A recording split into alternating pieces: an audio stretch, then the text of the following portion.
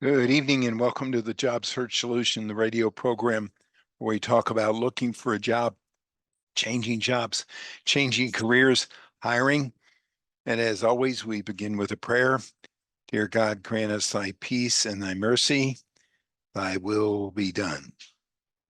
And as always, on every Wednesday evening, we're going to have Rich Savinsky with us here in a few minutes talking about consulting in the workplace and what's going on in consulting these days. He always has some interesting observations about consultants and what's going on in the world of consulting. So you'll definitely want to stay tuned. Lately, we've been taking 10 or 15 seconds to think about being grateful and what you have to be grateful for today. What happened in your day today that made you feel grateful? So stop and think. What part of gratitude can you impart to others or to yourself? Or what are you grateful for? It's hard to be disappointed. It's hard to be unhappy. It's hard to be sad if you're grateful. Go.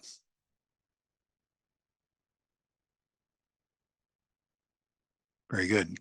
I also want to recommend that I haven't mentioned this in a while, that we're more than happy to send free books to anybody that needs a free book about how to find a job. We've got some left over. So write me at tony@babich.com, TONY at BABICH.com, and I'll send you a free book.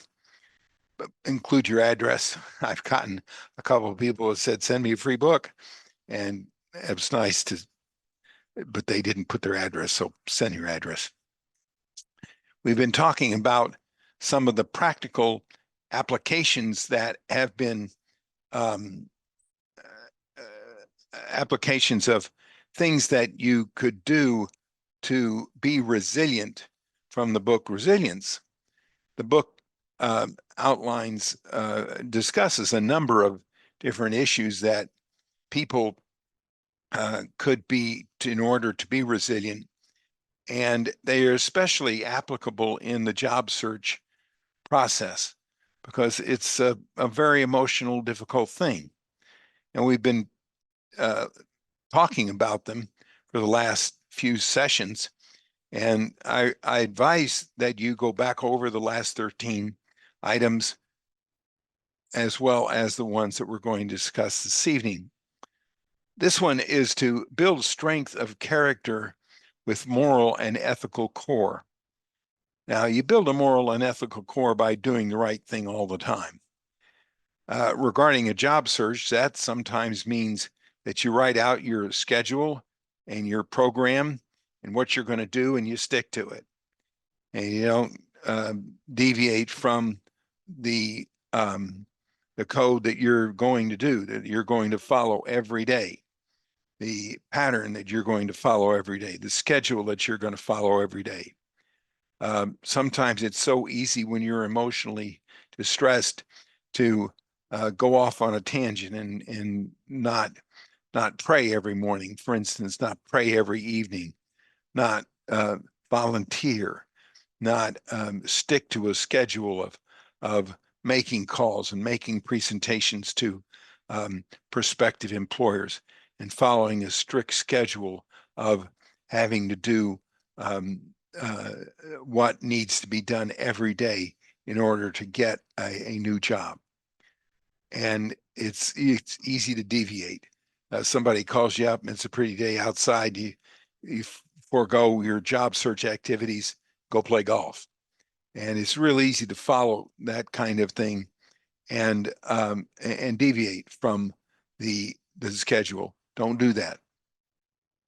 Find and embrace a survivor mission when appropriate. Act like a survivor. What do you do when your back's up against the wall?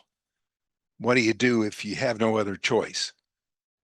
What do you do when the chips are down? What do you do when you have to? And that's the way you need to approach looking for a job. Act as though you are desperate. Don't act desperate, but act as though you're desperate. Be intense. and approach it in an intense way every day. Every day, push yourself as though the game was on the line. And it was the last moment of the game that you had to do.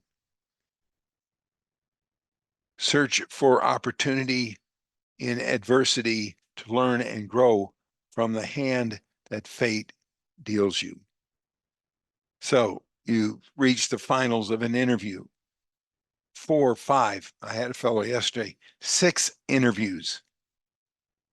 He came down to the final 2 of the quest. He was one of 2, and he lost out to another candidate. But at least he made it to the finals. So what did he learn? Oh, he was mad. He was furious. It took 6 weeks. I kept saying, we need to look at other things. We need to look at other things. Well, the company, in fact, the hiring authority was a friend of mine, was giving him all kinds of indications that he was the guy they wanted to hire. He lost out to an internal candidate.